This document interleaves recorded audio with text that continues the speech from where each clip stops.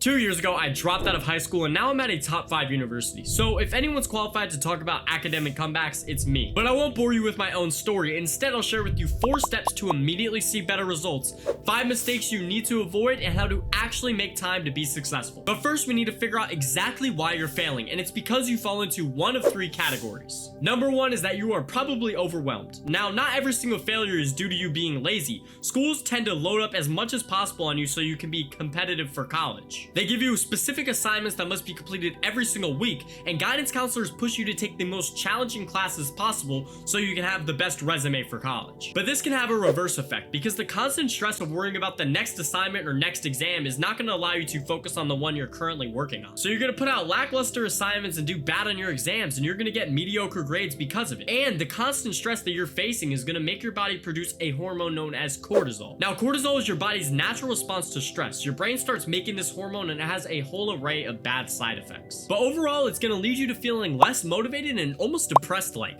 So it's going to have a super negative impact on your ability to perform inside of the classroom. This is why high achieving students suddenly rapidly decline. The stress has piled up for a very long time and it just kind of makes them collapse instantly. But don't worry, because I'm going to cover a specific step to address this later. The second reason why you could be failing is the fact that you are distracted. Now, our world is filled with constant dopamine triggers. Every time you go on your phone, you can open TikTok or Instagram and scroll and get a hit dopamine and scroll and get another one. Now, these quick hits of dopamine are known as an instant return environment. This is where you do an action and you immediately get dopamine. It's what our brains are built on because our ancestors would go hunt, and once they got that kill, they would immediately be rewarded with food. But the world preys on your instant return brain by hot wiring everything with dopamine, and it just distracts you from doing what you actually need to. So no, it is not natural for you to prioritize school or studying. Actually, a delayed return environment is super bad for your brain because it doesn't let your brain know you're doing the right thing. So the lack of constant dopamine is actually going to drive you away from studying and towards those quick hits of dopamine. But I'm going to give you another step later on that's going to help you fix this and rewire your brain for success. The third possible reason you are failing is because you are actually lazy.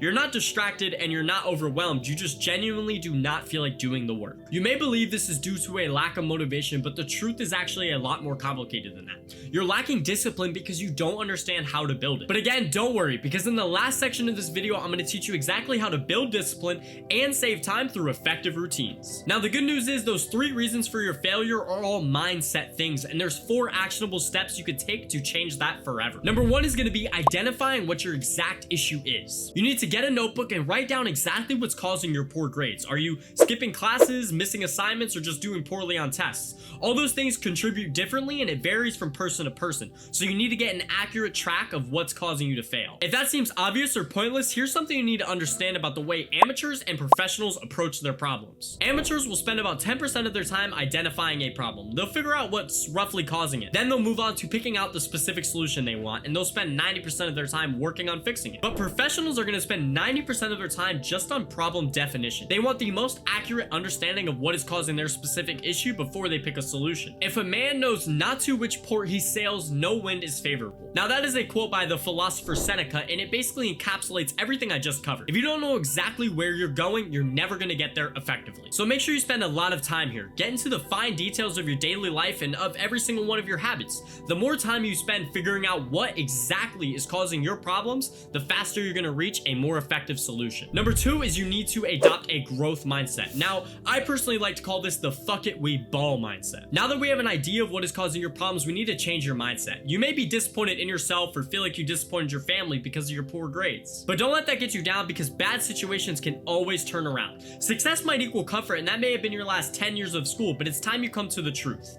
Failure equals growth. This was a hard realization for me to come to, and I basically had to drop out of high school to figure it out. Throughout my entire educational history, I never had to try before. I never had to put any extensive effort, and everything kind of just came easy to me. That's not for me to brag or anything, because I got slapped in the face later because of that. So I live in Florida, and in 2022, we got hit with Hurricane Ian. Now, I lost my house and I had to move in with a friend, and this is where my schooling really started to pile up at the same time. So the combination of all these different factors actually caused me to basically flunk out of junior year. I had to switch to an online school, I had to go somewhere else, and it was a whole long process that I had to do a lot of growing through. It was a really hard pill for me to swallow that, okay, I actually have to sit down, I actually have to put this effort in because otherwise my future is going to be ruined. But because I adopted a growth mindset and did a lot of self-reflection, I didn't let this throw me off track. I went and took an ACT, went online and graduated high school early, and then everything seemingly turned around for me. But without that failure in my junior year, I never would have had that time of learning myself and actually growing and developing as a better person. Likewise, without a growth mindset, I would have completely collapsed and I wouldn't be here making this video, I wouldn't be attending college. So if you're in a bad situation, you need to reframe everything. You're no longer suffering or going through a hard period of life.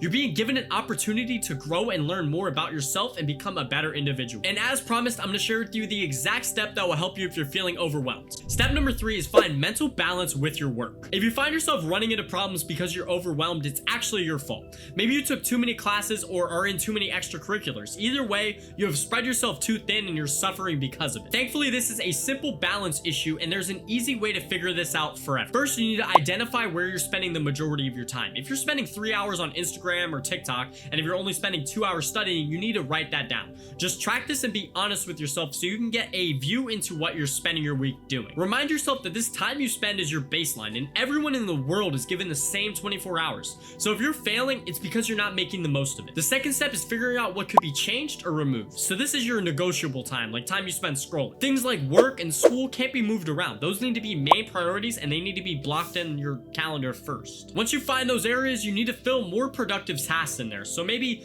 instead of scrolling for 15 minutes after eating your breakfast, you need to fill that with more study time or a quick Quizlet review. And just like that, you should be feeling a little bit more balanced and a little less overwhelmed. But at the end of this video, I'm going to share with you an exact blueprint. But for now, we'll move on to step number 4, which is going to help everyone who's feeling distracted. We're going to rewire your brain to enjoy hard work. If you find yourself feeling distracted a lot, it's because you don't understand your brain's main driver, the dopamine feedback loop. Now, this feedback loop goes by one simple equation: cue, craving, response, reward. We like something, we want it, we get it, then we feel good. It goes down into the simplest actions like turning on a light in a room because we want to be able to see everything in it. But it also goes into the more complex things like what internally motivates us to start studying rather than scrolling on Instagram. But there is a way you can absolutely hack this dopamine feedback loop to love working hard. So first, you need to hack the cue of the equation by making things more obvious. Lay out a book or two near your desk rather than letting your phone sit there. This will encourage you and remind you, oh wait, I do need to be reading right now. I do need to be studying. When things are made more apparent, you're unable to miss it, so you can't say you didn't know better. Then you need to make it more desirable by attaching something you really want to do with something you don't like doing. So personally, I don't really like studying for big exams. It makes me a little bit anxious. So I'll attach playing a video game I really enjoy to studying. So now I love studying because it means I get to do something I love afterwards. Then just make things easy by removing any friction that could stop you from doing. So like for me to record, I have to grab my light and I have to grab my camera and grab my lens.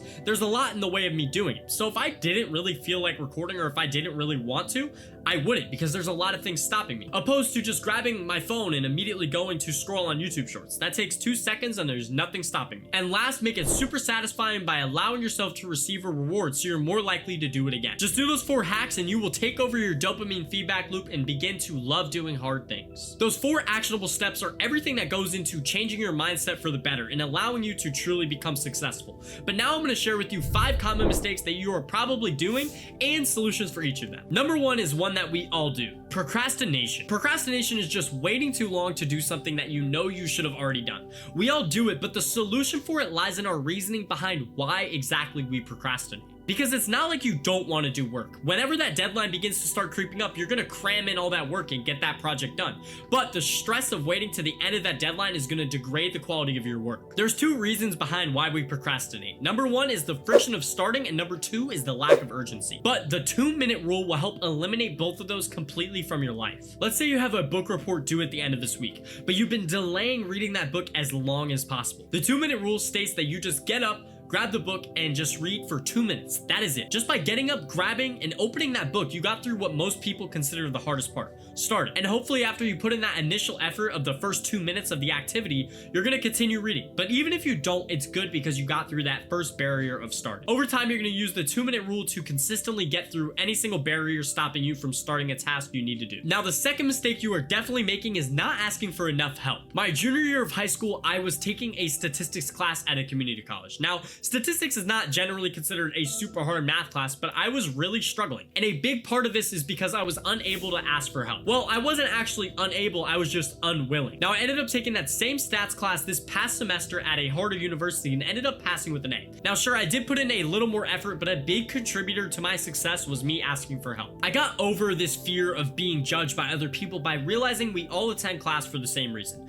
to passing at the highest grade possible. As well as me asking a question to my teacher or TA may help out another classmate who is struggling with this problem. Now, the third mistake you are absolutely making is your bad academic habits. Cramming, skipping, or just missing assignments. These are all things that are absolutely destructive to your grades. These bad habits build up over a long period of time, so if you've been skipping class since you were in 6th grade, it's going to be really hard for you to break that later on. But as long as you keep the dopamine feedback loop in mind, it's super easy to break any bad habits you may have built over the years. Every single hack I shared with you earlier can be reversed, and you can make bad habits super hard to do. You can start by just making them invisible by maybe changing the friend groups you're hanging out with. If you hang out with people who tend to skip class a lot or not put their full effort in on assignments, you're going to do the same. But if you switch your friend group towards people who prioritize their academics and prioritize class, you're going to follow suit. Just keep in mind, if you continue these bad habits, your grades are going to continuously go down and you're going to be punished later on. Now, we are almost towards the effective routine I promised to share it to you, but first we need to cover mistake number 4. Now, this can go a bunch of different ways because sometimes you are super overwhelmed with school and you stop taking days to rest or relax yourself. But on the other end of the spectrum, sometimes you may be partying a little bit excessively or just not prioritizing your fitness as much as you should. Excessive drinking, eating like crap, or stressing yourself out a ton all have super bad negative compounding effects. So the longer you allow these to go on, the more detrimental they're going to become to you. But balance is key. You need to find ways to enjoy yourself and enjoy your life without absolutely ruining your future. And this last mistake is by far the most important. Mistake number 5 is poor time management skills. This is causing you to be lazy. This is causing you to be overwhelmed. This is causing you to be stressed. Students pile a bunch of different activities, school assignments, and exams on themselves and then wonder why they're failing. But you absolutely need to figure out how to balance everything out because there is so much that goes into a student's failure, but balance is the most important. But my last video covered exactly how I balanced school, work, and the gym over the last year. I shared with you every single secret and step I have taken to make sure I've been successful in every single one. So you need to go watch that right now.